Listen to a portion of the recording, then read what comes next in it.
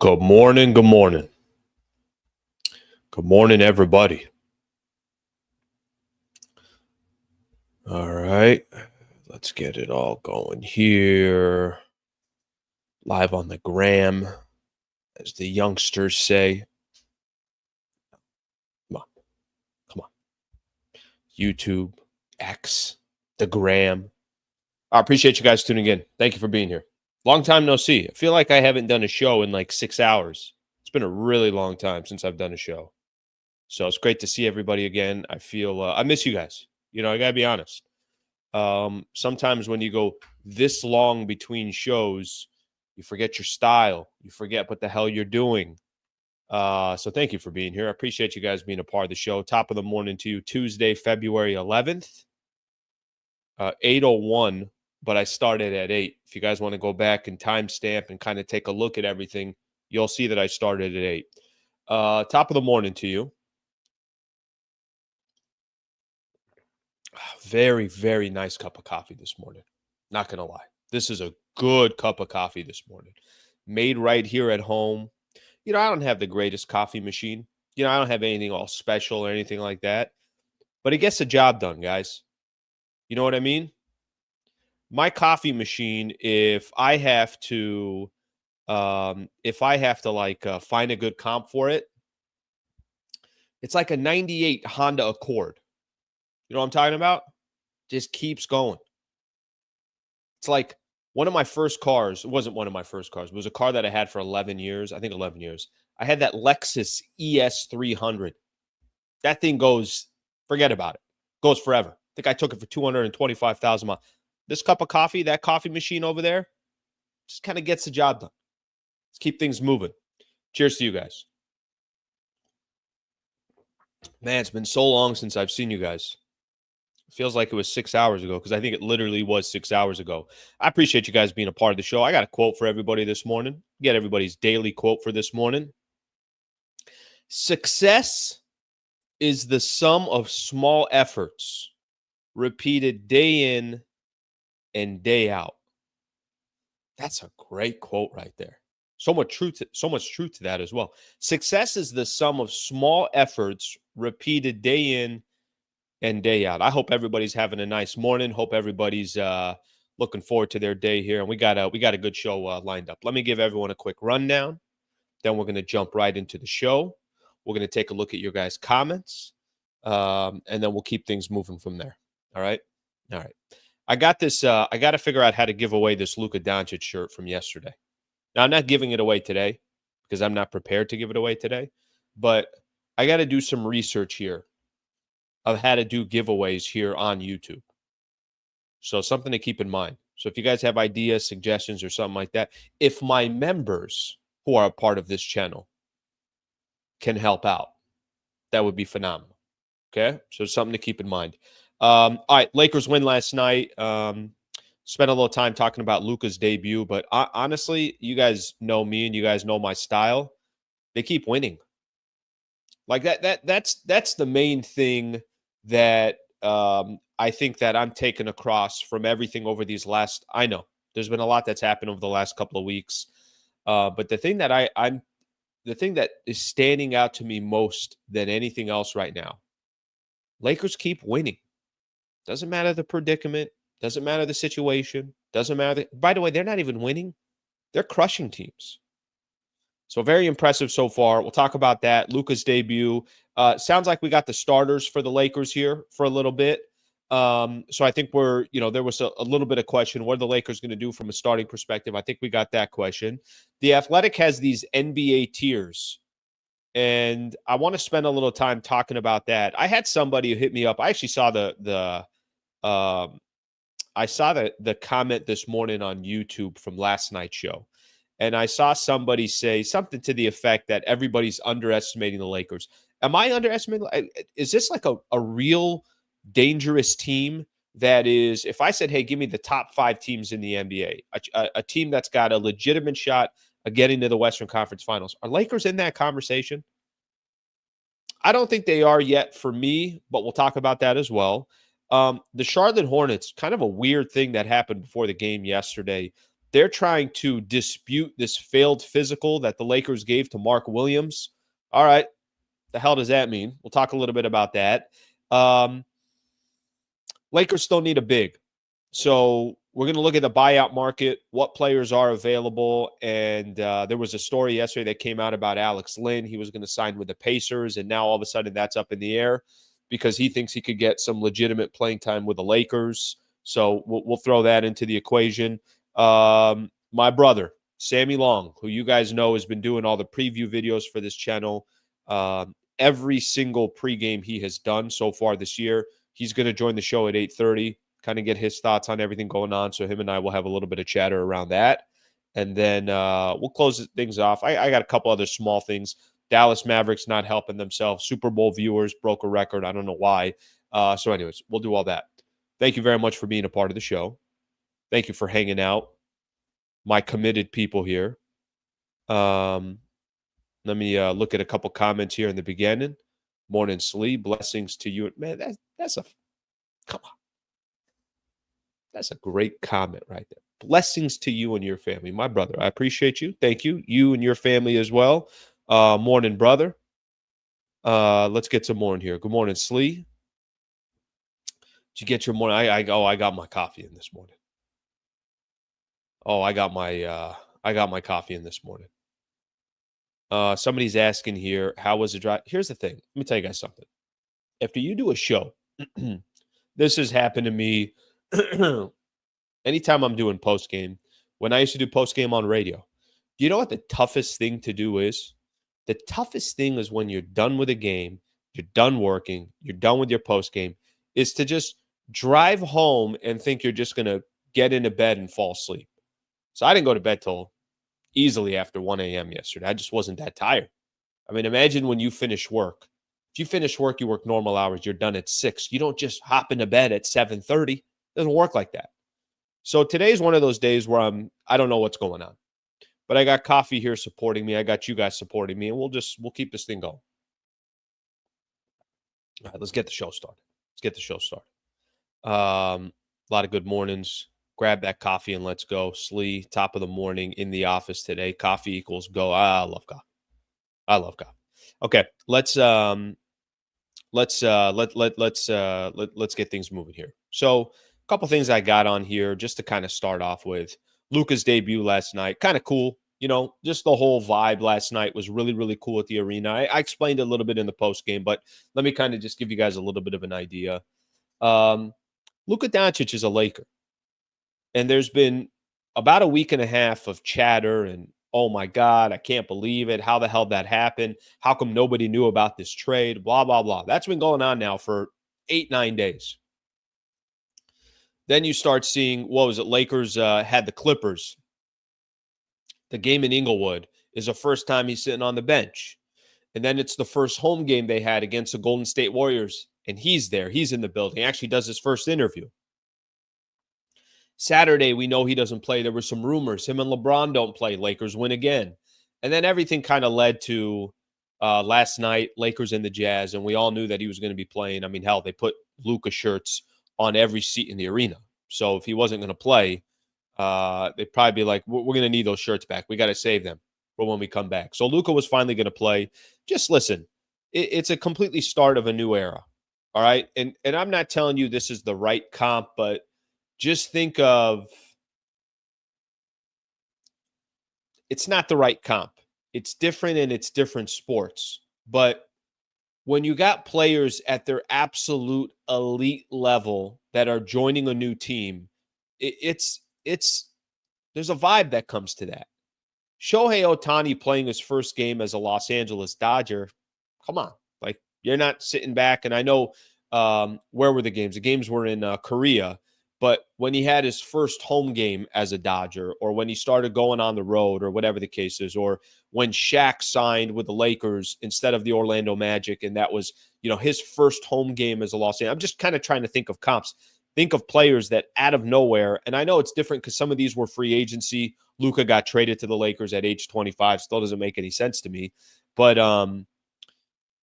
there's this anticipation of it's a different chapter and it's coming and then it's here. And it took 8, 9 days to actually see him in an actual game. Remember, he hasn't played. He had that calf strain since December 25th, since on Christmas. So for him as well, he hasn't played in 6 weeks, something like that. So for him as well, it was going to take a second. Nothing last night was about the actual game. Last night was more about, is this guy a Laker? Is this guy actually on the roster? Is this guy going to be representing the Lakers potentially for 5, 7, 10 more years, something along those lines? That could happen. That's what last night was. There was a question that a reporter asked to JJ Redick before the game started, and it was something like, what do you make of the criticism that Luka's getting and this and that? And I know what he's referencing. He's referencing on his way out the door with the Dallas Mavericks. Dallas have not helped themselves in any possible way. That franchise has looked just remarkably stupid from the moment they traded Luka to where they're sitting last night, where they're kicking out a fan because he had a fire Nico sign. He said fire Nico on the Jumbotron, and they're kicking him out. Complete idiots, complete fools. But the question went to JJ Redick of like, what do you think of all this? And he said something to the effect. First, JJ was like, I don't have any thoughts on that. And then he said there towards the end, he said that he's a top 2, 3 player in the world. And then he said, one other thing about like haters are going to hate. They've been hating on LeBron for as long as they have, all this stuff. But I just stopped me for a quick second. He's like, he's a top 2, 3 player in the world. And he's on the Los Angeles Lakers at age 25. Last night, there was an anticipation for all of that. What's it going to look like for his first warm-up? What's it going to look like when he's introduced in the starting lineup? What's it going to look like when he hits his first bucket? What's it going to look like when he comes to the bench for the first? Everything was a first yesterday. And it was Luka. It wasn't an 18-year-old or a 19-year-old you just drafted and you're not sure if that player is going to pan out. It was Luka. It was a top 2, 3 player in the world wearing a Lakers jersey. So from that perspective, I thought the vibe was, it was really, really cool to see. And then tomorrow you're going to get the first time that he plays on the road and the road reaction, all that stuff. So I think, for me, this is the boring side of me. This is the fan side of me as well, where this is kind of how I've been wired as a Laker fan since I was a kid, because the Lakers kind of set this standard that, it's about winning first. Everything else comes after. I thought last night it wasn't just about Luka being a Los Angeles Laker. It was about Luka being a Los Angeles Laker and the Lakers blowing another team out.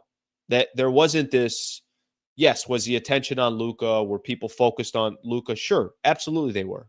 Lakers played good basketball game. Lakers had 7 guys scoring double figures. Lakers had Rui Hachimura, Austin Reeves, go down the list, Gabe Vincent. You had a number of different players continuing to contribute for the Lakers. So for me, it was kind of this perfect combination. You got to see Luka for the first time. Don't pay any attention to Luka's stats. So I'll tell you guys that right out the gate.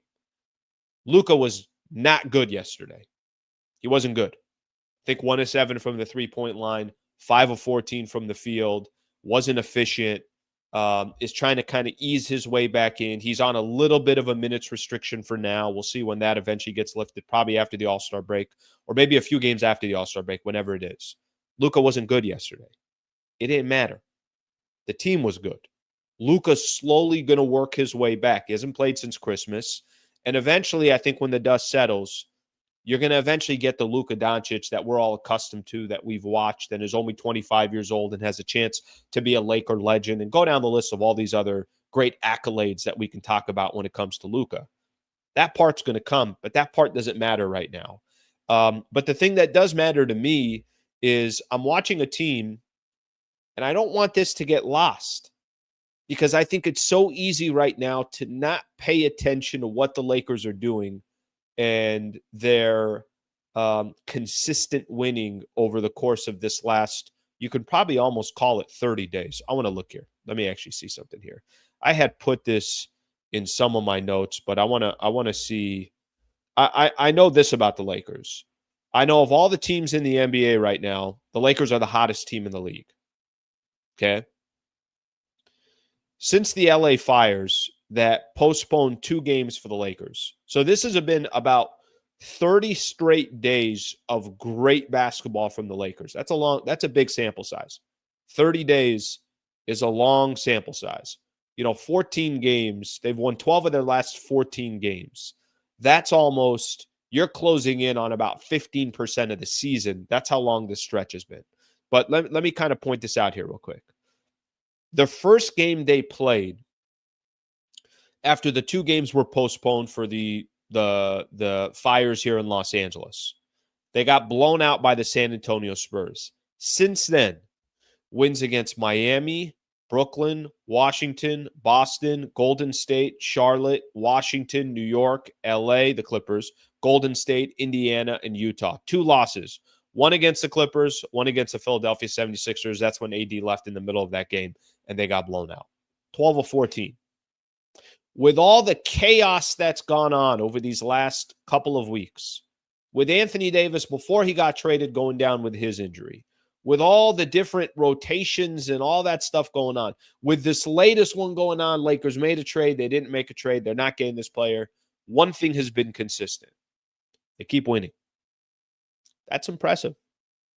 That's very, very impressive. There was an article, and I want to jump into this article real quick because I like the idea and I like the concept of it. I'm going to share it here with you guys as well so you guys can look at it as well. Then we could look at it together and we could hold hands and sing Kumbaya. You know what I mean? Do me a favor here real quick. All right, let me share this. Get this here. Let me make my face a little bigger because I know a lot of people tell me, hey, Slee, face is not big. We want to be able to see Slee more. I got you guys. Don't worry. All my DMs, people are just like, Slee, more Slee. All right. Let me show you guys this article, okay? NBA Power Rankings. How good are the Lakers and a roster reset for all 30 teams? So really, really good article. I love the way they did this, the way they broke it down. I want you guys to look here how they broke it down, okay? They got 2, 4, 5 different groups in the NBA right now. Top contenders, in a good place, the bubble, not the tier to fear, and the basement floor, okay? Maybe some people agree, disagree with this. Top tier contenders, tier 1. Tier 1 contenders right now, according to The Athletic, all right? OKC, Cleveland, Boston, Memphis, and the New York Knicks are in their top 5. True contenders to actually win it all. That's their top 5. They don't got Lakers in that tier 1, okay?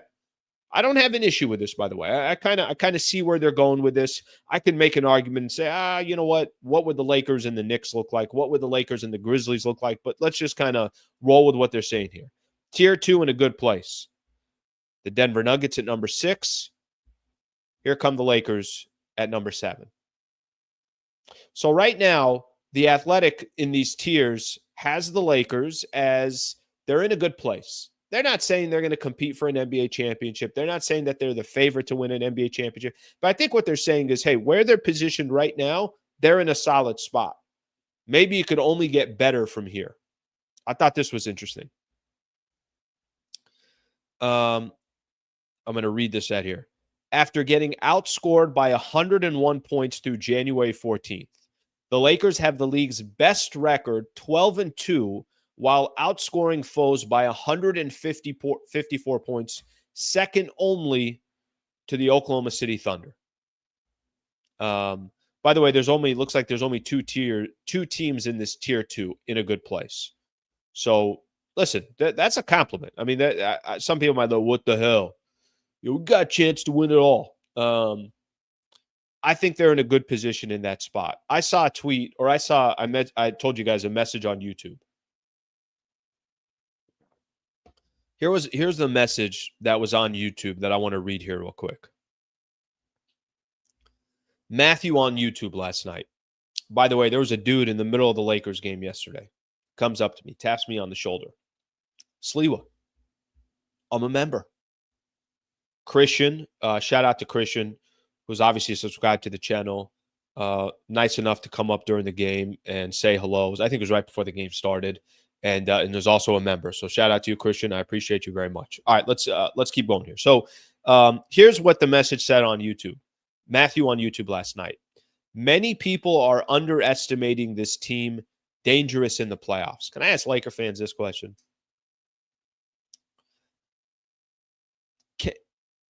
How dangerous can they be? Like I genuinely don't know. I think I usually am more cautious about things. I'm not usually coming out and saying, Lakers are the team to beat, or they're the most dangerous. They may be. Can they actually compete for a championship? Because I never thought this year was going to be the year when they traded for Luka that they can really truly compete for a chip. Then they go out and trade for Mark Williams. And, for a quick second, you're like, okay, well, this is interesting now. You got a big. You didn't have a big before. Yeah, you gave up some assets for it. But you know what? It makes sense timing-wise. They're all in. They're trying to win. They're trying to see as much noise as they can make this year, knowing that in the summer they can make changes based off of that. Okay, Mark Williams trade gets rescinded. So now you're back to no real size. You got Jackson Hayes there. You got some other guys that maybe you can use in and out. They're going to obviously be active on the buyout market. I saw an article yesterday about Alex Lynn. How dangerous are they? Like, I don't have the answer to this. I think they could be a real headache in the playoffs. All right, what if they take on a team that actually has true size? If they went up against Denver in a 7-game set, you like your chances? If they went up against Memphis in a 7-game set, you like your chances? They're the hottest team in the NBA right now. They are. Like, literally the hottest team. Go look at any other team in the NBA. There's only one team that's won 9 of their last 10 games, 12 of 14. It's the Lakers. Best team right now in the league as far as how they're playing. And they're playing this type of basketball without really having anything consistent. None of the guys in the rotation have been consistent. There's nothing consistent about this team.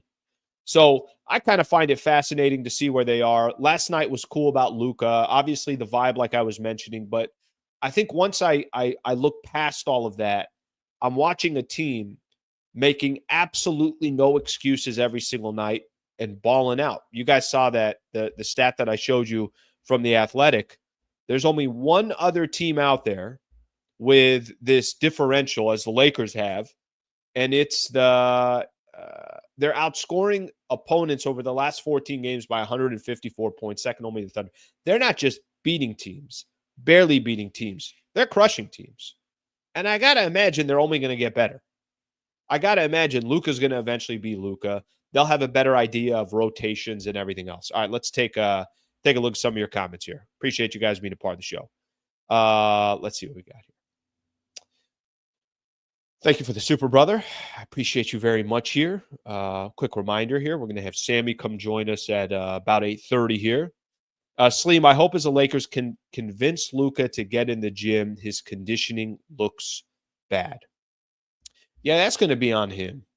That there's going to come a point, and I've said this a couple times before, that I think for Luka, the slander that he's got on his way out and joining the Lakers has been pretty absurd. If I got to be honest with everybody, I think the Mavs could not have played their cards any worse. But anyways, is what it is. We're not too worried about the Dallas Mavericks. But I'm with you. The guy, it's going to be so critical for him to just – I don't know his body. I know the guy played the most amount of minutes last year. I know he's still dropping 38 and 8 a night. I know he's top 3, top 4 player in the league, top 2, whatever you want to put him. But if conditioning is an issue, he's got to get his body right. He's got to get his body right. Like, look at me. Look at me. I know when people look, instantly they say, that's the body YouTubers need. Anybody who's streaming, use Slee as an example. Look at that bod. That would be a terrible mistake, by the way. All right, let's get another one. I don't recall any ripped players from Europe.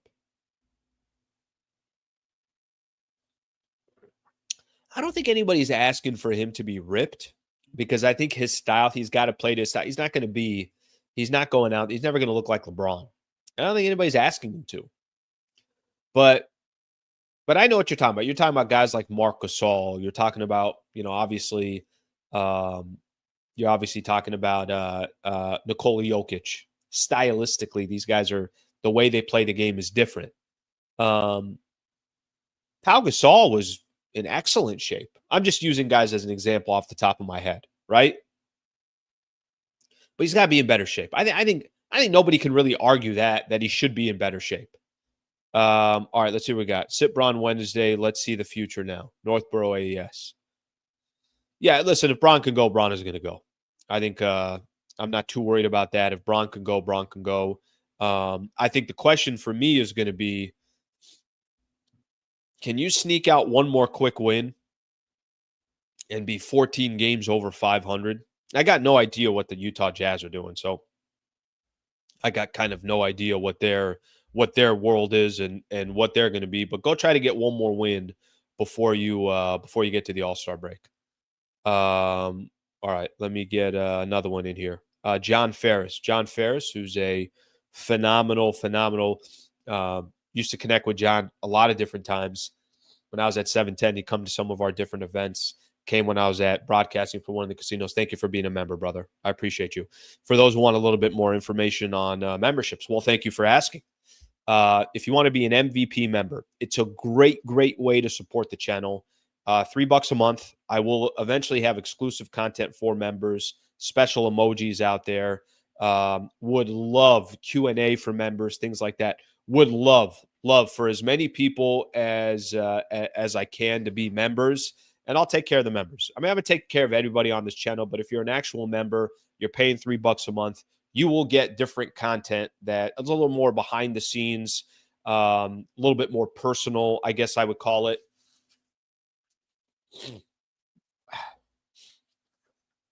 Sorry. I mean, we're live. I had to do it. But it would be great to have you guys as members. So getting a little bit closer to about 100 members. My goal is to hopefully get to 100 members as soon as possible, and then I could kind of start interacting with everybody as far as membership. So thank you, John. I really appreciate that. All right, let's get a couple more in here. Let's see what else we got here. Thompson, no filter, LOL. I think what you're talking about there is when Michael Thompson basically just said, what'd he say? He's like, yeah, he's overweight. He's got to drop. He wants him at 230. Let's see what else we got here. Let's see here. Really what I wanted to see was some of these comments that were specific to Slee, what is it about Luka's body movement that makes him so hard to block? He seems like he's in slow motion when he moves, yet he can still shoot the ball without getting stuffed. All right, sorry, guys. Okay, a couple things. Let me tell you guys something. Typically, if you have like in any sport, it's not just necessarily your skill set; it's how you use your skill set. So Steve Nash was a small dude. John Stockton were small guys, but they understood how to work the game to their advantage. Luka's skill set is completely different than those guys, so he's taken more advantage of his kind of bigger frame and everything else. So I think, how is he able to do it? He goes at his speed, and it doesn't matter what the speed of somebody else is. And based on how you're trying to defend him, he knows how to use his body. He knows how to use his footwork. He knows how to put his body into you. You're off balance now, and he gets the type of shot off that he needs. So I think there's a lot of different ways that makes him so unique. No question about it. And I think we see it on a night in, night out basis. So we're going to see it more. I mean, all of us who appreciate Luka, we're going to get a chance to see Luka at a completely different level moving forward. So that's going to be fun to, obviously see that on a night in, night out basis. And then we'll also be able to kind of react to what he's doing a little bit more. Got to give a quick shout out here. So about a week ago, I started my first partnership on the Sliwa Show. And it's with somebody that I've known for a while, for about 5 years, injury attorney, representing the entire state of California. Got a personal relationship with the Wallace firm and Brad Wallace, who runs and operates the Wallace firm. He is one of the few people that I've been able to kind of continue to have a great relationship. Even when I left 710, he's one of the people that has picked up the phone and has been very active in asking, how are things going? Hey, I would do this, I would do that as a business owner. He's given me great advice about just being a business owner in general. And then now here he is supporting me on the channel. I hope you never need him. I hope you never need an injury attorney. I hope you're never in a situation where, obviously, where you're in a situation of a serious injury, a wrongful death, anything like that. But if you ever are, I got somebody that can help you. Let him walk you or your family through your legal options. I'm sure it's a very intimidating, daunting process. Let an expert in the field help you. Like I mentioned, he could help anybody in the state of California. I'm happy to make an introduction. We also got this special URL that we created as well, wallacewins.com/Sliwa. You can get a free consultation. I think the main thing that I just want to get out when, I'm talking about this partnership, if you are a family member ever in a situation and you want me to make an introduction to Brad Wallace and the Wallace firm, I can help you out with that. Hopefully you're not. Hopefully you're never in a legal issue, serious injury, or any of that other stuff. But if you are, I can make that intro. I'm very appreciative to him and his firm because they are helping me grow this channel by being a partner. So shout out to Brad Wallace, shout out to the Wallace firm, and being a partner here on the show. All right, let's keep going here. Keep things moving here. Let me see what else we have here. Let me get a couple more comments here, and then I'm going to bring Sammy in here in just a second. All right, let's see a couple more of these comments. Got a lot of people here. Please subscribe to the channel if you guys don't mind. Luka has sneaky strength and conditioning. Let's see what else we got here. Luka is in sloth mode, but it works. Slee, I'm sure you remember playing against slow, deliberate, strong, methodical players and how there was no way to stop them. Luka's body is his advantage. His conditioning will improve. Listen, I think this is what I'll take away. We'll stop with, as far as Luka's body goes, I'll kind of answer this one and then we'll keep the show going. He knows how to use his body. He knows how to use it to his advantage. He's an incredible player, top tier player. Everybody, knows that and understands that. He also needs to be in better shape. I think we could put those all together. You know what I mean? Like I think everybody is right in saying, hey, he's so creative with how he uses his body. It's amazing to see this guy work. It's amazing to see how he's able to operate the way he does. With all that said, if he's going to take his game to another level, if he's going to be in a position where, he's trying to be the best version of himself, then I think it's okay to be honest and say, yeah, his body also can go to another level as well. All right. Everybody knows Sammy Long. Sammy is doing a fantastic job on the channel. He is hustling with all these pre-videos and doing everything he can to kind of get you guys set up for each one of these games. And now he's taking some time to join the show. Sammy, good morning, my brother. Alan, how we doing, dude? I'm good, man. How are you doing? When I hear you, it's almost like I'm hearing you, and instantly I feel like you're going to start breaking down another team. When I see the backdrop and then I hear your voice, I'm like, okay, Sammy's getting ready to break down the Indiana Pacers. Well, I'm just following you because we got Jazz again on Wednesday night, so we're Wednesday just night. doing a post game show, but not as good as you. Come on now. Okay, so here's where I'll start. I guess not necessarily just Luka's debut, because it's tough to really pay attention to the debut. Like it's not like, he dropped 40 yesterday and he just took over crypto. I would rather you talk about, help me explain the last 30 days for the Lakers. They've been phenomenal. And I don't want to overhype it, but it's been the thing that I'm trying to explain to a lot of, listeners or whatever the case is, that this is as impressive of a stretch that I've seen because of the circumstances, because of injuries, because of the trades, because of the rescinded trade. They keep winning. There's no excuse here of who's on the floor, they've been fantastic. Just your perspective on that. Well, it's a great point because people lost in all the Luka trade and then the Mark Williams and then trade being rescinded and then now maybe it's not rescinded. All this kind of stuff outside, which rightfully so is drawing all the headlines. The Lakers are playing great basketball and not just doing it against bad teams. When the Lakers went on their stretch and they were 10-4 early in the year, they were beating up on a lot of teams that had a lot of injuries. The Sixers were in there; they had no one. They barely beat a Raptors team. There was some games where you're like, yeah, let's pump the brakes on giving them all this props. They've been beating some good teams. I know the Jazz aren't very good last night, but the Knicks in the Garden, the Clippers always play the Lakers tough. The Warriors always play the Lakers tough. The Celtics in there, so That's right. I mean, they're doing this against legit competition. That Indiana was 9-10 games over 500, and Sammy, they're not just winning by like 3 or 4.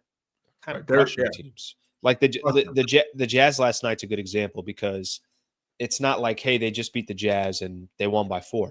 Lakers did something that they never usually get to do. They sat pretty much the starters were just chilling on the bench for the last 7-8 minutes of the game. That doesn't happen often. So they're not even just barely winning. They're taking teams out. Remember the last time the Lakers played the Jazz in Utah, they needed I believe it was a block by AD to win. They won like 102, 101. So they would make these games that shouldn't be really games into them. And it's really like, I think the biggest change has been, if I pointed to one player, it would be Gabe Vincent. I think Gabe Vincent was a guy that we talked about all last year, waiting for him. Could he come back for that Denver series and really be effective? But it was kind of too late in the year. I came agree. back with 2 weeks to go. And this was never really the same player. Now you have, he's balling and he's looking like the guy who played in Miami, who really carried that team to the finals.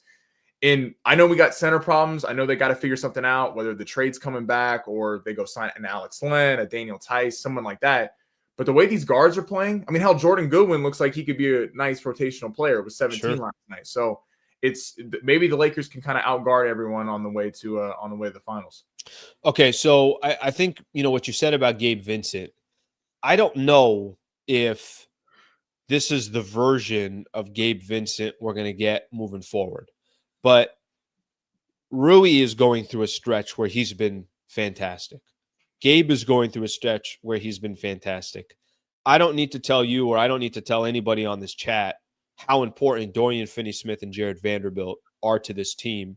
And Vando is going to continue to get more and more minutes. Dorian Finney, like a lot of these guys are also trying to work their way back. I keep saying about, Jared Vanderbilt, don't even look at Vando until after the All-Star break, because this guy was out for almost a year. Yeah. Needs the proper amount of time to get back into, what he does and everything else. I think what's interesting about the role players is they're all contributing. They're all contributing at the same time. And are they going to have bad games here and there? Of course, that's going to happen. But that to me is what I think it's got to give a lot of Laker fans so much hope, because LeBron's going to do his thing. Reeves has been phenomenal. And Luka's going to eventually be Luka, which is a top 3 player in the league. That's going to eventually just kind of naturally, take its course. But all these other players, I wouldn't be able to call out. And I love that you mentioned Gabe Vincent, because I think that's a great name. But there are other players as well other than Gabe. Well, and then you've seen guys take their game to the next level. Like Austin Reeves is playing like a legit third star right now. And maybe that was the D'Lo effect, getting D'Lo out of town, the kind of them sharing touches. And who was the third star? Was it Reeves? People kind of wanted it to be D'Lo, but then Reeves was playing better. That was just kind of a weird situation. And these small trades that the Lakers made, and then obviously Luka falling into the Lakers' lap, and this whole Mark Williams thing is going to be interesting to see how that plays out.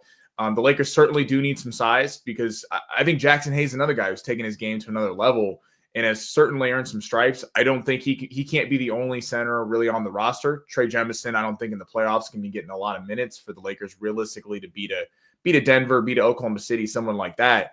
But yeah, it felt like always before there would be one guy that was kind of streaky, like Anthony Davis and LeBron would always do their thing, but Reeves would be getting hot, or D'Lo would be getting hot, or Rui. And now it feels like to your point, Alan, they're all playing together instead of just one guy's kind of carrying the load for a few days, and then it's someone else, and then it's someone else, which was frustrating to watch for a long time. All right, I want to throw some names at you here. Trust me, none of these are going to be all that exciting, but it's kind of the position that the Lakers are in. Okay, so There was an article, there was a story that came out yesterday. Evan Sidery, who's I think part of Forbes, he says Alex Lynn will no longer be signing with the Pacers, per Dustin Doperak. Len and the Lakers hold mutual interest after their trade for Mark Williams fell through.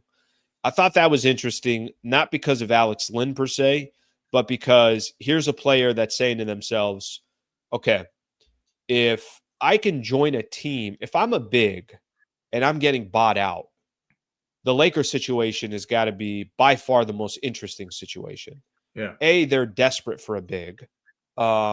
They're desperate for size. Obviously they're going to need some size. And it's the Lakers. And, you see Jackson Hayes just basically rolling in the basket and getting lob after lob. We saw what he was able to do yesterday, but that was the first time we got to see Luka and LeBron together kind of taking turns. I think the first two buckets were two lobs to Jackson Hayes, one from LeBron and one from, one from LeBron and one from Luka. My interest is, are there going to be other bigs?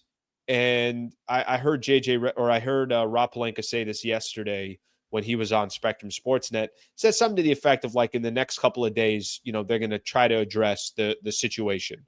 The other names I've seen out there: Mo Bamba, Daniel Tice, Taj Gibson, still in the league, unbelievable. Yeah, that one I don't know about that. Robin Lopez, and then Oliver Sarr, who's I think with the Oklahoma City Thunder.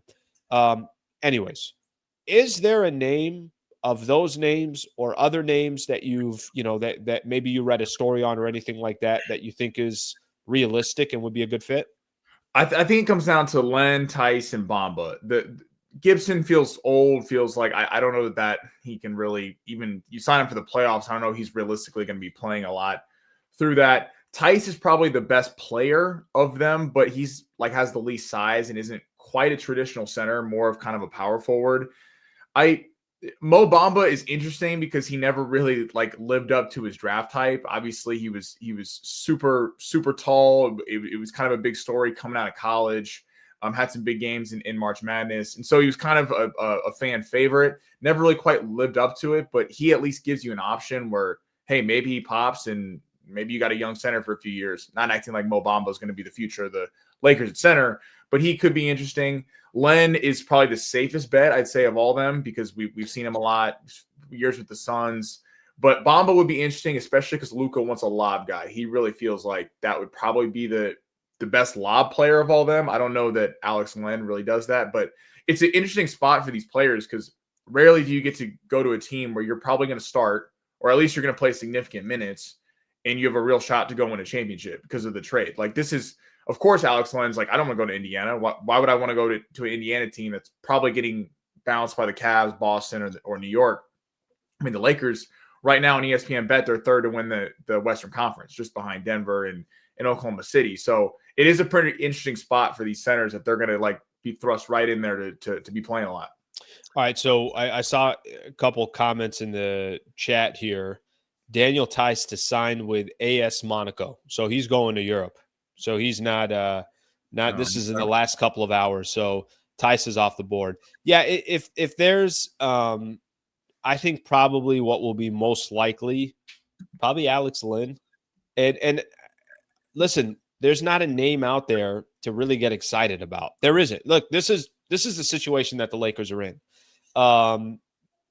There isn't a name to really kind of sit back and say, oh my gosh, that's a game changer. That's this. I think, if Laker fans were excited about Mark Williams, I get it. I think he's got a lot of potential, 23 years old, basically a double-double, and a player that you felt like you could kind of grow with. But we know what happened there. He didn't pass the physical. So I think we just got to get accustomed to knowing that the Lakers aren't going to have true size. That's just not going to be their strength. And they're going to have to play a completely kind of a different style of basketball that at least they got some tough guys. At least Dorian Finney-Smith, Vando, LeBron. There are a lot of players that can play multiple positions, but Lakers aren't going to be winning games because of their size. I actually think depending on the playoff matchups, Denver right now, the Lakers could beat Denver because with Luka and LeBron, we got to see how this goes. That's a tough matchup though, because you really don't have anyone to go at Jokic, and if Hayes But gets can I say this about Jokic? No one can stop Jokic. So right, like that is even if true. you had AD, you could put whatever front line together that you want. Nobody's going to stop Jokic anyway. So I think there's a little bit of like, if you really pay attention to the teams that can hurt you size wise, I think I wouldn't even put Jokic in that category because Lakers have had one of the best defensive players, and he was getting That's a good point. demolished on a night Yeah. in, night out Yeah. basis. Yeah.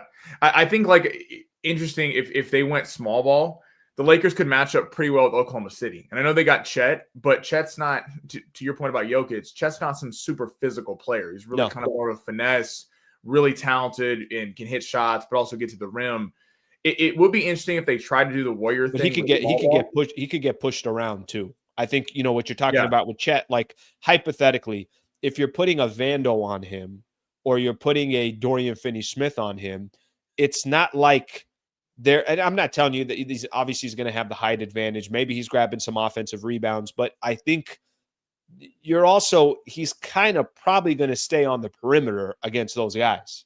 Yeah, and you wonder like if with the way Jackson Hayes has been playing, and a lot of people in the chat are praising Jackson Hayes, he has really earned a lot of his stripes, I think. If one of these guys comes in, because there isn't a game changer, there isn't a guy that's like, oh, he's sitting out there that's a bona fide starter or really good rotation player. You wonder if they kind of test the waters and then, depending on the matchup, try to go small ball and kind of let Jackson Hayes be the one true center. And I think the most important thing for the playoffs is, I keep talking about this in my videos, Hayes cannot get in foul trouble. And we know he's been, when AD was there, he was pretty like feisty defensively, and he could be because he knew he wasn't playing as much.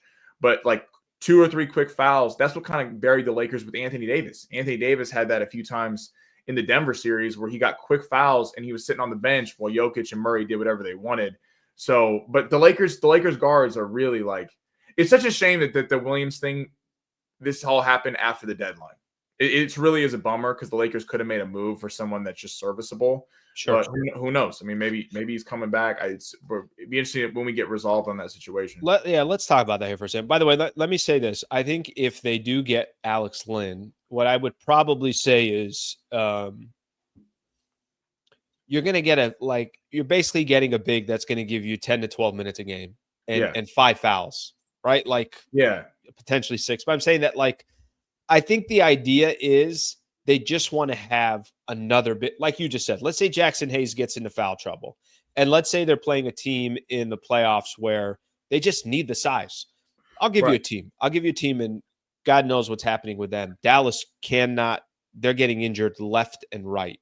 Right. But the idea that they had was, we're going to have so much size in our front court. How are teams going to be able to stop that? Plus AD, plus you have Gafford and Lively and everything else. Now that could completely go away. But Lynn is basically going to be there. And I think there would be a little bit more comfort just to have another 7-footer that's been in the league. I don't know what the hell he's going to do. Maybe he does nothing. But I think you're probably going to end up with that. But obviously, how the Lakers win games, it's going to be different. It was weird, man. How weird was this? So yesterday, I can't remember it was before the game started or right when the game started. What time was this at? Right before tip-off. Yeah. Shams sends out the tweet. Charlotte Hornets have been in contact with the NBA as they explore options to dispute the Lakers' failed physical assessment of Mark Williams. Sources told ESPN. Williams-Dalton Connect trade was nixed on Saturday, and now Hornets weigh avenues to challenge. I actually almost in a way have no idea of how to feel about this story, okay? Because I'll tell you what my gut tells me. My gut tells me is I don't think this is bad for the Lakers. I think it hurts them in the short term because they don't have a 7-footer that will bring what he brings. I got to be honest. I think I'd rather have in the summer Rui's expiring contract, Gabe's expiring contract, a great asset in Austin Reeves, the 2031 pick, the Dalton Connect, the pick swap. I think I'd rather have all of that going into the summer. And I think I'd probably, rather than committing to somebody that's only played in 40% of his games, in his NBA career so far, part of me feels like let's see what the Lakers have before they commit that much stuff to a player that has an injury history. I heard someone, and this, I don't think this is true, but someone talking about the trade, and they're like, when it got rescinded, like, this is honestly the greatest thing that ever happened to Rob Pelinka and the Lakers, because they showed Luka that they value him, and because he hasn't signed yet, obviously he's waiting to sign his extension. You're right. Rob is walking on water to everybody. To everyone. He showed Luka that he got him his lob threat. He requested Williams, then got Connect, the sharpshooter, back and the pick. So this summer, again, right now, I agree with you. If Williams was healthy, it would make the Lakers better. And it sucks in the short term. But in the summer, I mean, you could go big fish hunting. You could go adding. The Lakers have so many assets. And honestly, with the amount of talented guards the Lakers have, I mean, you could package a pick in a guard and go get a really good player. We could be looking back at this in the long run going, it's the best thing that ever happened. But clearly the Hornets think that they won the deal, because they had no problem sending 23-year-old centers, which usually you want to keep and you'd want to build around, especially with how young of a team they have. And I just wait for more information, because it's like, it wasn't about his back. That was what they were worried about, but it was about other things, but they're kind of keeping it hush-hush. And I just hope whatever happens, assuming that the trade's rescinded and Connect's still a Laker. I know he didn't play last night because he got in late. Like, yeah. I hope Connect, they find a way to really buy him back in, because he could be lethal coming off the bench as just a sharpshooter. Yeah, I think, look, unfortunate for everybody. I feel most bad for Mark Williams. I've said that before. Like, this guy, now there's a perception of him around the league. It's like he's not healthy. He's this, he's that. So I feel bad for him. Connect, I'm at the game yesterday. Seeing that dude warm up, watching him on the bench during the game, I'm like, what an awkward situation. He didn't smile. He wasn't smiling when that's what made me thought the trade was going back. He was kind of like, which I understand, it's kind of an odd situation. Yeah, no, and I feel bad in that regard, but I don't know how this is all going to play out. I mean, really, to be honest with you, I don't really know what they can do. I don't know what the Hornets can do to, try to stop this trade from being rescinded. I have no idea. I really don't. But I genuinely believe this. I talked about this yesterday, and I talked about it when the trade happened. I know why the Lakers did it. I have no problem with Rob Pelinka if he feels like, hey, this is the right guy. This is where we're going. I understand kind of the pressure maybe to go make another move because you got Luka and you got no size. But I'm also kind of sitting here saying, okay, if it didn't or if it does not happen and they still have all those assets, I don't know, man. I just don't have a problem with that. I'd rather take my chances. With that being said, let me ask you this. I was doing, I don't know if you got a chance to hear it. I was doing The Athletic was putting kind of like the top 5 teams in the league. And then they had this second tier that only had 2 teams in there. It was Denver and the Lakers, who are both fighting right now for kind of that 3-4 spot in the Western Conference. I don't think there's a way for us to predict this. I'm just getting your opinion on it. Are they legit?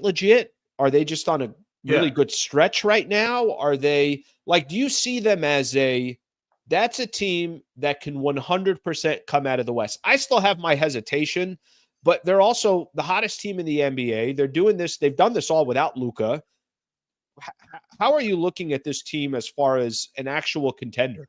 I think that's probably fair right now, because we haven't really got to see them play together. Then I think a lot of that goes into the fact that the Lakers have been playing good ball before this. People just want to talk about the Luka making this all happen. The Lakers winning all these games has allowed them a lot of leeway for LeBron and Luka to kind of play together and gel. I think Oklahoma City's obviously earned that respect. They've been the number 1 team in the Western Conference, but there still is questions there. We haven't seen them advance past the second round. I think people have. I think that's probably why. I think it's because, like, let me tell you the teams in front of the Lakers, okay? A lot of this has to do with, well, what have you done? And I'm not telling you that the Thunder are not amazing, because they probably are. But you have a little hesitation to say, well, until they get to the NBA Finals, like, why am I just saying they just have a free pass to get there? Let me play the other teams out here for a quick second. Is Memphis seem like a team that's, hey, no one can beat them? No, I don't think they are. No. So I think part of it, like I would look at Denver as more dangerous because I've seen them do it before and they got Jokic. And maybe OKC's on a different front, but you always have this hesitation when a team has Cleveland, badass team. Are Right. you surprised if Cleveland loses, I'm not surprised. That's why people kind of do that with Cleveland. They go, well, Boston, yeah, they're the 1 seed, but they Boston's really the favorite, and there's New York sitting there as well. No one really does with Oklahoma City. And I'm not saying Oklahoma City could easily win the NBA championship and sit here and eat crow, but Oklahoma City hasn't done it before. Denver, I agree with you, earns that respect because they have got the Lakers the last 2 years. Now this will be a different looking Laker team. I like what you said earlier about AD kind of couldn't stop Jokic anyway. So maybe let's just try to go small ball and try to outshoot him. But I think it's fair right now to be. I think they're 6th in the favorite for winning the NBA championship. But I think they're easily 3rd in the West. I mean, the Rockets are kind of in a free fall. They've lost 6 to 7. I don't know that I trust Dallas if they're gonna, because they're gonna have to be fighting kind of like the Lakers did to get in with, especially with all these injuries. Health. Their problem. I really like that team if they're healthy. The chances of them being healthy, I mean, we'll see what happens, but they're going to obviously have to have everybody there if they're going to really make noise. Yeah, and people are saying in the comments right now, like Denver does not have a good defense. I mean, Denver, like this is not the same Denver team that had Bruce Brown and a lot of KCP. A lot of these guys that came off the bench and were just lethal and really killed the Lakers in that, free agency and the big contracts to Porter and Murray and Jokic have kind of thinned out that team a little bit. Christian Brown used to come off the bench. Now he's a starter. So they're pretty thin. I think the Lakers are much deeper at the guard spot. It would all just come down to, can they have someone guard Jokic? Okay, well, I will say this. I think here's the problem with, like, I hear people saying Lakers have Memphis's number. Or if people are saying Denver has the Lakers number. Guys, it's a completely different team. Right. So I think you can't. Here's the problem with trying to take what has happened over these last couple of years. That squad's, it's not the same team.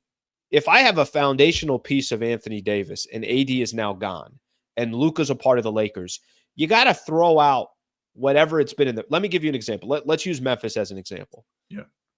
I think the biggest headache for Memphis was the Lakers' size, was the fact that they had Anthony Davis. Okay, well, does Memphis have a better advantage for against the Lakers now because AD's not there anymore? Okay, let's use Denver as an example. Denver's owned the Lakers. They have. Yeah. I don't want to hear, well, they only lost by a few. No, they've owned the Lakers, right? Okay, well, Luka Doncic is now on the Lakers. However, they used to play the Lakers. They're not going to play them the same way anymore. Right. Does that change because of that dynamic? Like it's not the best example because Lakers weren't fully healthy, but this is how wildly different the team is. Lakers played the Clippers. What was it? A week and a half ago, something like that. Yeah. They played Zubats off the court. Zubats, when AD was there, had 20 and 20. Right. It's just completely different. So, like, we don't have any data to look at the Lakers versus some of these other teams other than what the next 8 weeks are going to look like before they get to the playoffs. Yeah, no, it's so exciting. I mean, I heard someone talking about from Vegas in terms of gambling. Like the Lakers worry them the most because what you were just saying is, say that again. The Lakers what? The sports books in Vegas. I heard someone talking about how the bets on the Lakers worry them the most because they haven't seen this team. They know what the Celtics are. They know what the Cavs are. They know what Denver is. The Lakers could go in there and light it up and go on an absolute tear. And there's been so much money coming in on the Lakers on future bets kind of because of that. If you're going to take a team in the Western Conference that's not Oklahoma City, might as well take a shot on the Lakers because they've been winning a bunch of games. Luka has, second to Michael Jordan in terms of playoff points per game in his playoff career. I mean, him and LeBron, that's going to be a tough out for any team, even if they don't have size.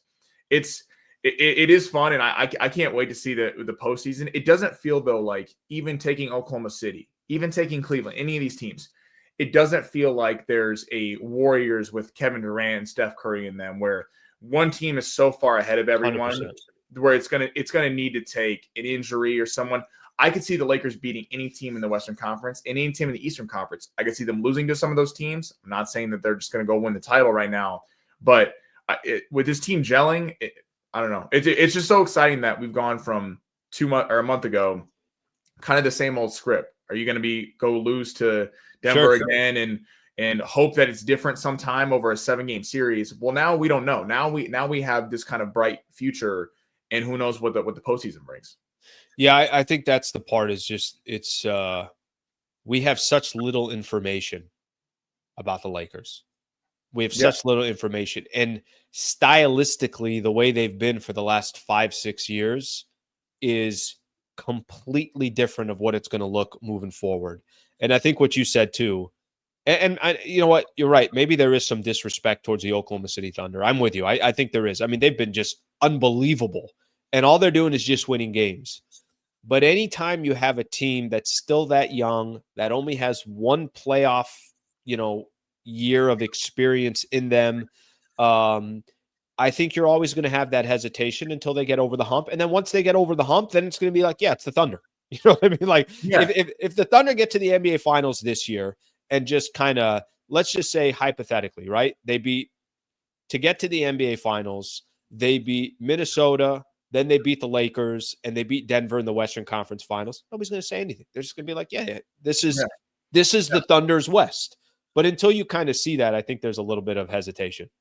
Yeah, and I mean, last year, Alan, I remember listening to all the post-game shows and the preview videos, and we talk off camera and be like, all right, well, hopefully the Lakers don't find Denver. And if they don't find Denver, maybe they have a path and someone else takes out Denver. I don't feel the same way. I feel like there's a shot that the Lakers could beat any team in the Western Conference, and they have a real chance to, and not, again, they need an injury or they need some crazy performance from a guy that we haven't seen it this year. So, looking in the comments, everyone's excited about the playoffs. I'm assuming everyone stays healthy. I am just so excited about what the NBA postseason brings, unlike other years where I felt like there was kind of a cap on how far the Lakers could go. All right. Can I throw a couple more at you here? I know, listen, Sammy, I know you're a busy man. So no, I'm talking Lakers. I can talk all day. Okay. All right. Let's let me ask you this. So the Mavs, I'm just going to kind of throw in a couple other topics that I was going to do anyways. We could do it together. Appreciate everybody hanging out, by the way. Really appreciate you guys being here. Obviously, you guys know Sammy doing all the preview videos here on the channel. If you guys don't mind, please subscribe to the channel. We'll greatly, greatly appreciate that. Also now opportunity for members. Can we get 3 new members before the show ends today? 3 new members. Is that possible? If it is, become a new member. I'll 100% be taking care of the members, and it's just a great way to support the channel, so I'd really appreciate it. Sammy, question for you on the Dallas Mavericks. Why so much slander towards Luka on his way out? Why I'm trying to figure out how the Dallas Mavericks. I don't know if you saw the article yesterday, but there was a guy yesterday that mouthed to the camera on the Jumbotron, "Fire Nico," and then next thing you know, he is up and at it, and they're kicking him out because supposedly he broke the NBA fan code of conduct, whatever it is. What are these idiots doing? They saw the public reaction and they're saving face. I mean, I knew when everyone always tried to. You were doing the post game show, which was awesome when you reacted live and everyone was giving their takes. When you start hearing all these articles come out about his conditioning sucks, he's not a team player, he's not there with the organization, and Luka's just staying quiet.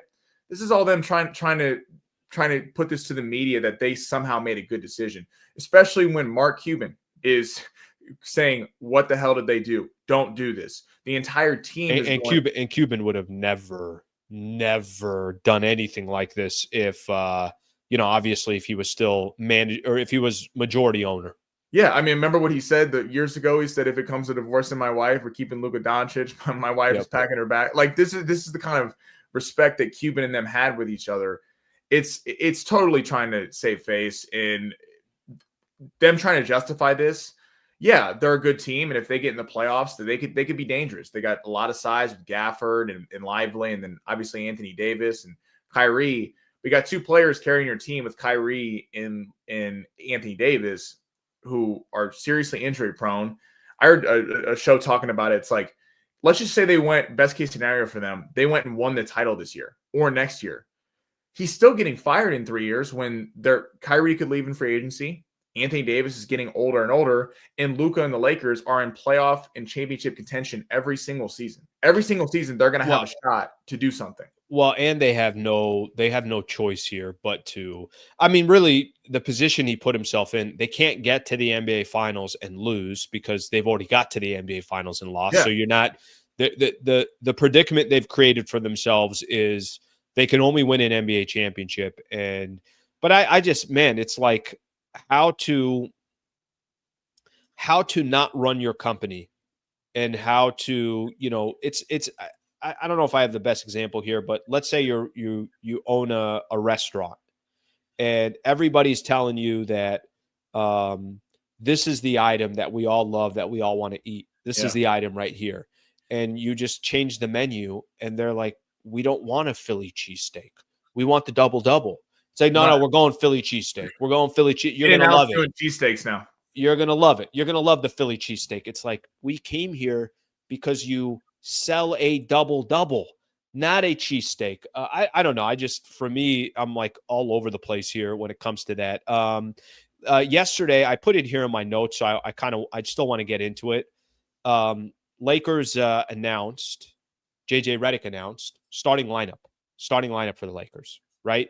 So now with Luka there, I'm not surprised by this at all. I've kind of made the case. I'd like to see Reeves come off the bench, but I'm also, when you're JJ Redick and you have the Lakers team 13 games over 500, and I think should be a coach of the year candidate and has been unbelievable. I'm going to let him do his thing. He obviously knows the game much better than me, but here's the starting lineup they got. They got Luka, Reeves, LeBron, Rui, and Jackson Hayes. The one thing he did say about the starting lineup, which is, I think, one of the strongest characteristics of JJ Redick, the one thing I love, he just said, for now, this is what it is. And I think if we need to change anything, I think he will change it. So just real quick, your thoughts on that starting lineup. It's certainly, if you need offense, that's the way to go. That's with Reeves and Luka and LeBron. That's tough to. Tim Legler was talking about in the broadcast last night. Austin Reeves going up against your third best on-ball defender at the guard spot. I mean, that's scary for other teams. Now, obviously, the defensive side, there's going to be some questions when you're playing an elite offensive team. Utah is not that, so the Lakers were kind of able to get away with it. They did play good defense last night, but still, they're not a very good team. It's going to be interesting if you can have Reeves and Luka on the floor together, but then also you're paying Reeves so much money, he's been balling. He's been one of the elite scorers in the NBA over the last few weeks. Do you really want to just have him spot Luka minutes, which it means he's playing probably 15 minutes a game? Something like that. That feels like it's a little bit of a waste. So they got to figure it out. But I do think with Vando and Dorian Finney-Smith have to be out there with them. You got to have someone who can take Shai Gilgeous-Alexander or an Anthony Edwards and just give him hell all game. Oh, Luka will lock him up, bro. Luka will lock him up. Slender Luka getting that LA diet. He's a two-way. He's a two-way now. He's two-way.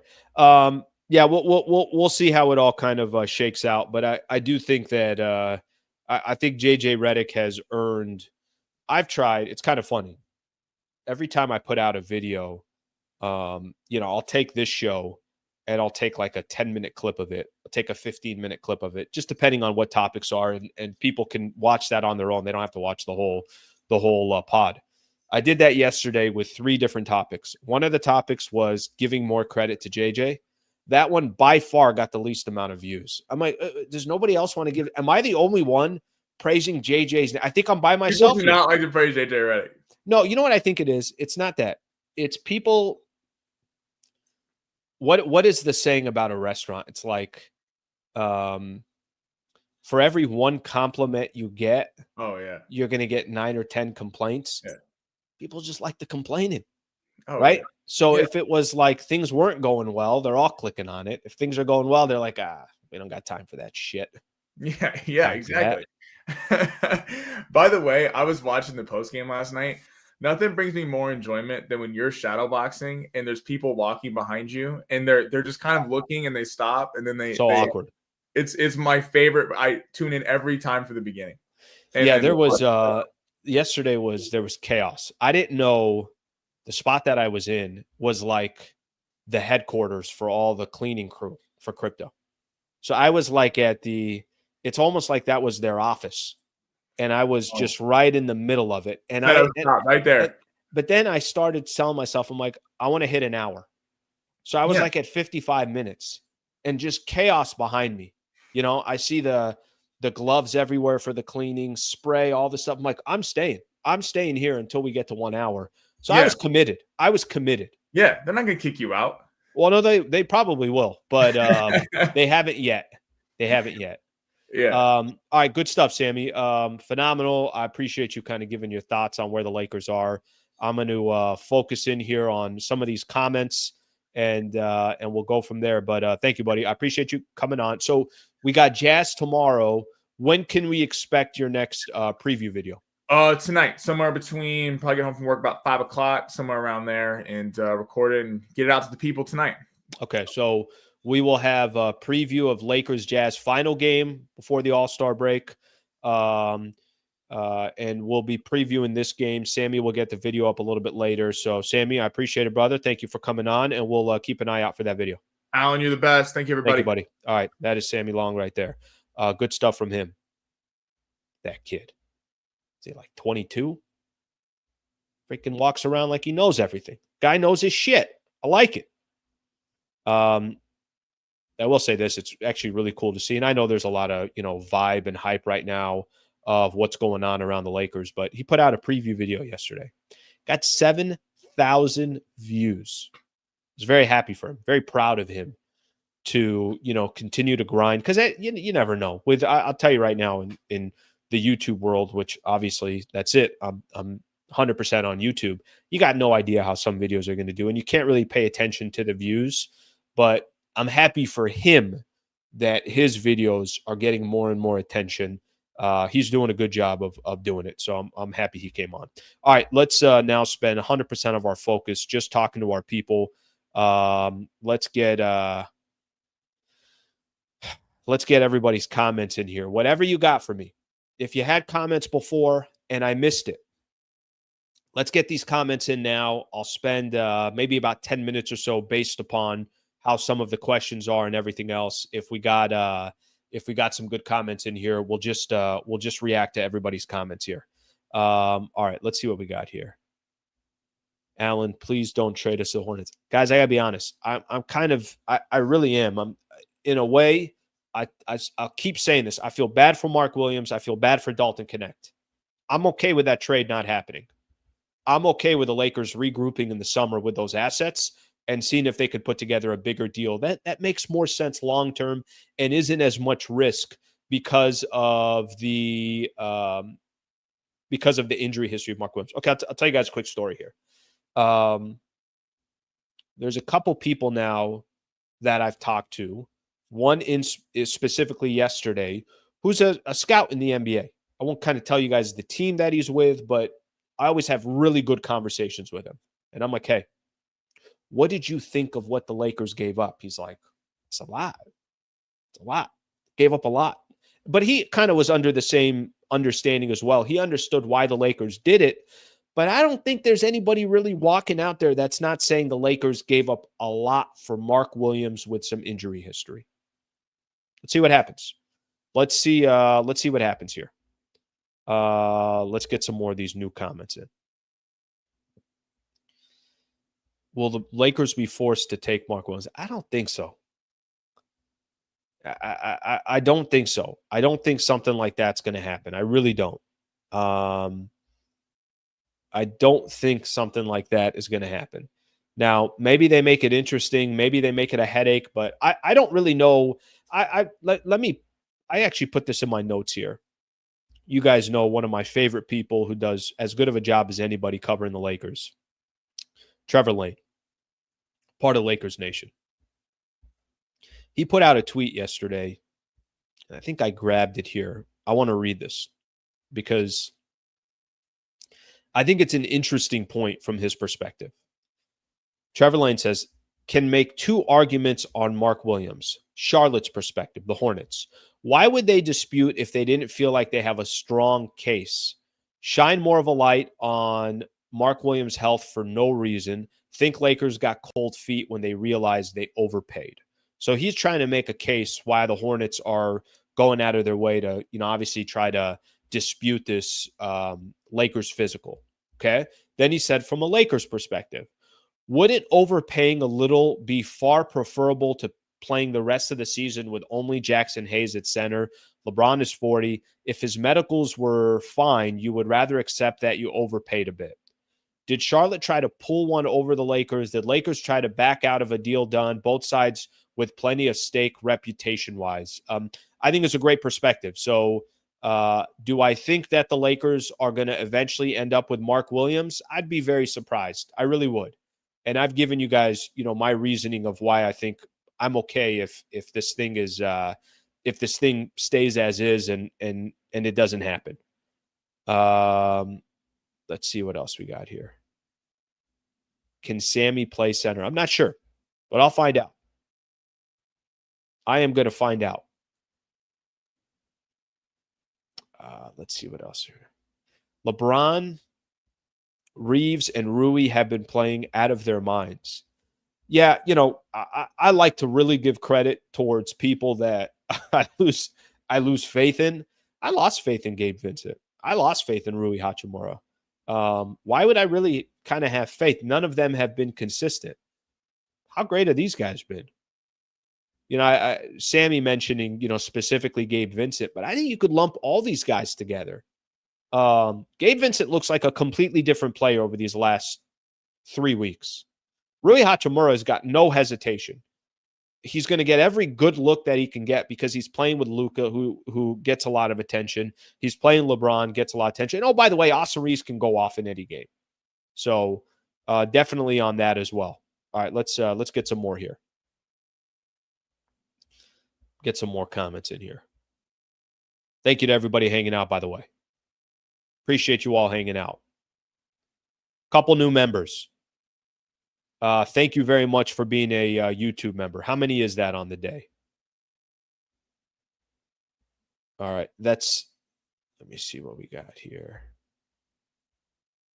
Thank you very much for being a member. We got Tony P here. What I'm trying to do is see if I could get about 5 new members every show. We're at 4 today. Can we get 1 new member? 1 more new member. Tony, I appreciate you being a member. Thank you very much for being a member. So I appreciate you guys being a part of the show, and thank you for all being here. It's a quick reminder here, how I was sitting here talking to everybody. Can you help try to get the channel to over 30,000? We're over 30,000 subscribers. You guys are injecting me with more and more life because I feel like you guys like what's going on with this channel. So I greatly appreciate it. Thank you. Whether you're a member, you're not a member, doesn't matter. Whether you're a subscriber, I appreciate anybody that's on the channel, but it does help the channel if you are a subscriber and you are a member. Let's get to some more comments here. And thank you for that as well. Let's get another one. We're talking about Alex Len a little bit earlier. Alex Len fan since Maryland days. Humble and serviceable, classic big. European, so relatable for Luka. If not Len, then Trey and Markieff should be kept. I got kind of a little bit of a feeling here. It's probably going to be Alex Len. Right? I got a little bit of a feeling that it's going to be Alex Len, just for the mere fact that he didn't sign with Indiana. Right? That didn't happen. So because he didn't sign with Indiana, there gives me a little bit of kind of a thought process that there was that tweet that came out that there was mutual interest from both sides. So maybe there is mutual interest. Larry Nance Jr. got hurt last night. I think he's done for the year. Oh, wow. I didn't see that. I'm not sure that we're going to see a player like him become available in the buyout market. I just have a feeling. I'm not sure that we're going to see him become available in the buyout market. All right, let's get some more here.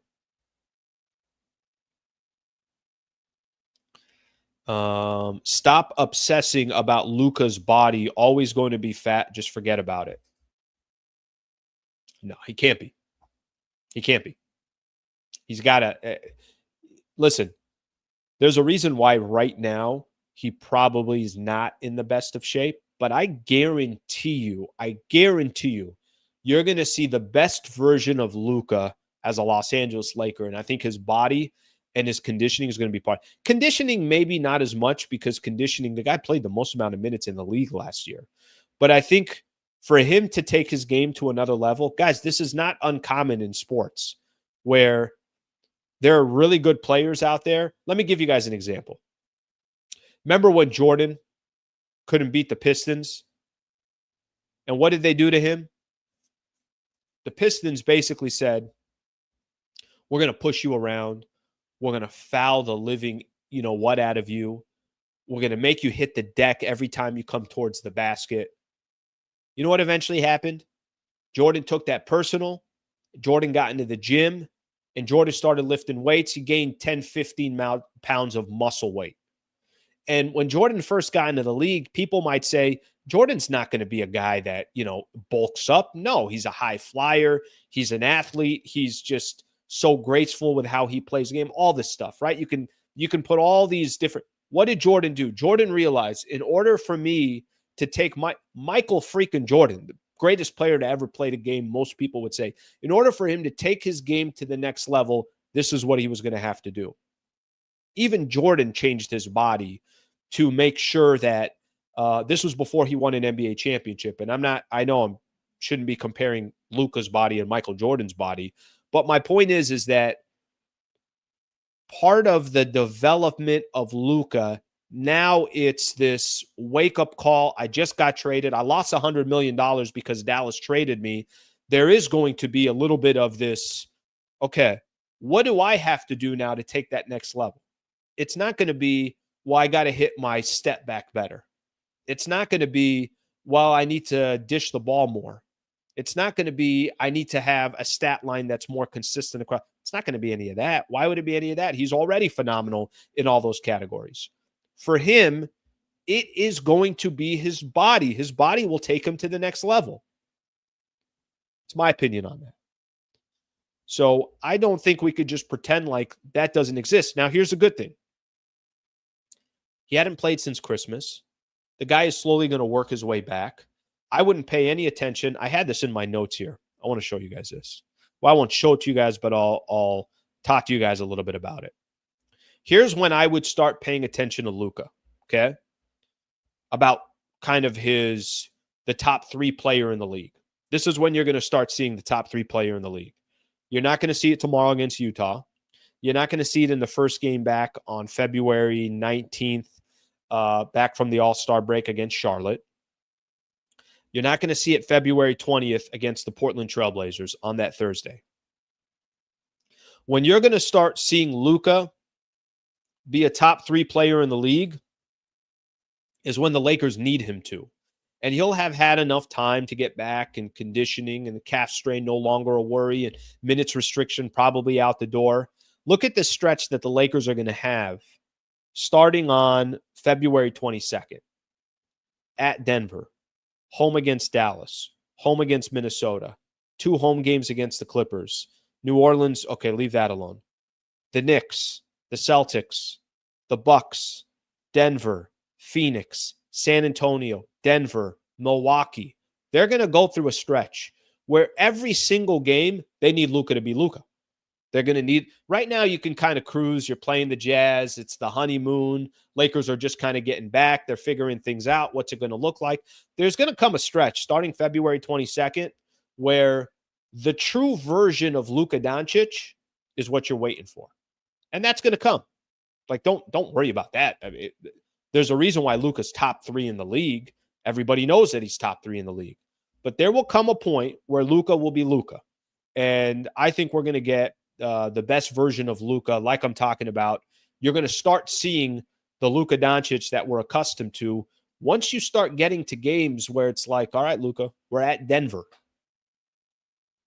We need you to go off. We need you to be Luka.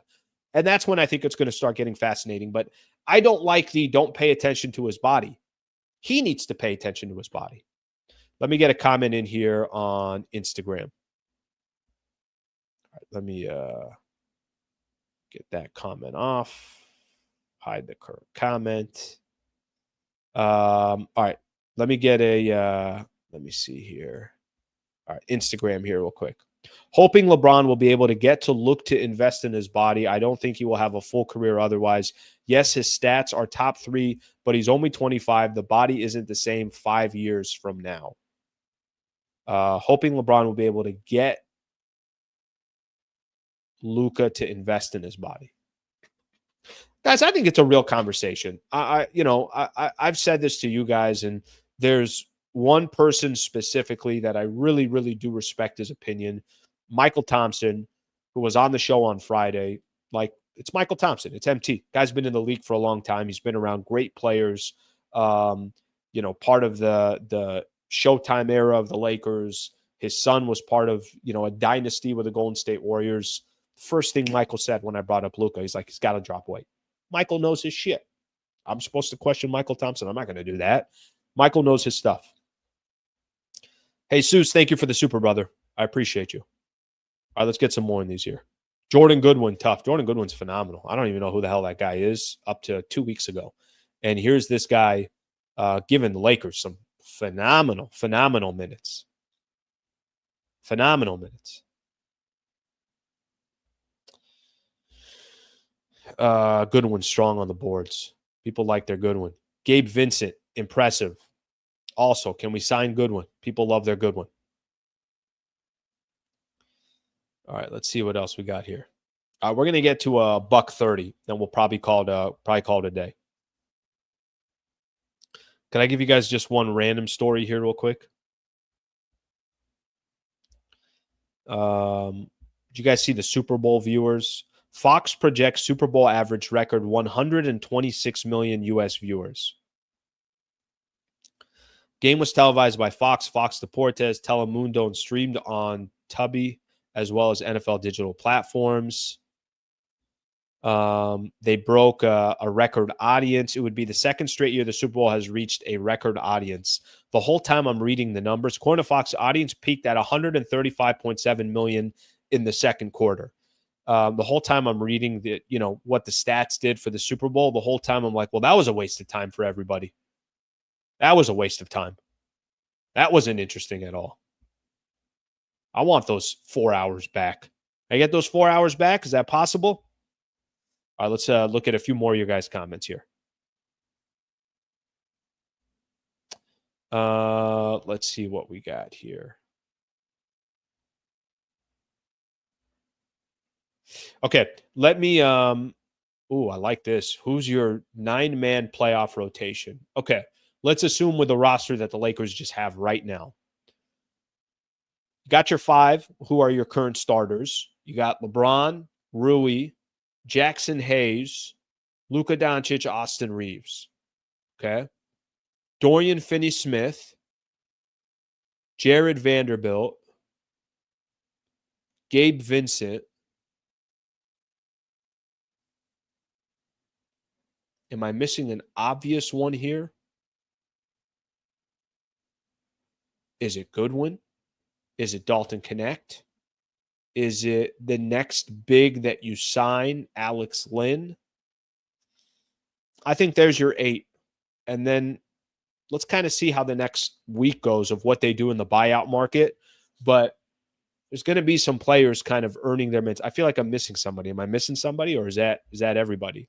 I know people just want to kind of, oh, no, Dalton Connect's going to get, I don't know. He's a rookie. I don't know what he's going to expect in a playoff series. I know Dalton Connect went almost 2 months where it felt like he didn't hit a shot. So I think at the same time, I'm not 100% sure how he would do. It's a good question. Very good question. Appreciate you, brother. Thank you for the super. Appreciate that very much. All right, let's get a couple more in here, and then we'll call it a day. Yeah, people are putting Dalton in there. A lot of Daltons in here. A lot of people, by the way, are also saying that this is a 3-horse race in the West. Can the Lakers beat OKC or Denver to get in the finals? That's all I want to know. Anthony D. Anthony, I tried emphasizing this, and I'll try emphasizing it as much as I possibly can. Here is the absolute reality about the Lakers situation. They're a completely different team. So whatever they've looked in the past against Memphis, wipe it off. Whatever they looked in the past against Denver, you can't compare what the Lakers have done against other teams in the West over the last couple of years because it's not the same team. One of their strengths in the past was AD. AD's gone. One of their strengths now is going to be guard play, and guard play was usually never one of the Lakers' strengths. So I don't think any of us know what they're going to be able to do. A lot of people in that 9-man rotation want Dalton in there. All right, we'll see. I think they'll go with an 8-man rotation. We'll see what they do from there. All right, we hit our $130. All right, we hit the $130, so we hit that threshold. We were close. I was shooting for 5 new members. We got 4 new members. I appreciate everybody for being a part of the show. I appreciate everybody for hanging out and spending some time on the show today. Let me give everybody just a quick kind of, here's what we got going on the next couple of days. So tomorrow, we'll be back on at 8 a.m. And then tonight, we'll have the preview video that comes out, Lakers and the Jazz. Tomorrow, we'll be back on doing our regular show at 8 a.m. Tomorrow night will be the final post-game show for about a week until the Lakers, obviously come back from the All-Star break. And then we'll start, reacting as well. I had a couple people ask me yesterday during the post-game show. They were asking me, hey, what's going on during the All-Star break? You're still going to be doing shows. Sleeper Show is Monday through Friday. So it's 8 a.m. So no matter kind of what happens, we will continue to do the show and we'll continue to make it happen. All right. So somebody's asking here too. I do have the Luka shirt and I am going to give away the Luka shirt. I just don't know how I'm going to give away the Luka shirt. So let me figure out how I'm going to do that. And once I figure that out, we'll give it away. It actually kind of opens up a whole different world of potentially giving stuff away on the show and stuff like that. So let me figure out how I'm going to do that. So I'll keep that in mind. Thank you all for being a part of the show. Please subscribe to the channel if you guys don't mind. And I will see you guys tomorrow morning at 8 a.m. I swear if you guys are late, don't be late. Okay? We have an appointment every morning, Monday through Friday at 8 a.m. Don't be freaking late. All right, I appreciate you guys. Thank you very much. Have a great rest of your day, and we'll get with you guys tomorrow. Keep an eye out for the preview video coming up tonight. Thanks, guys.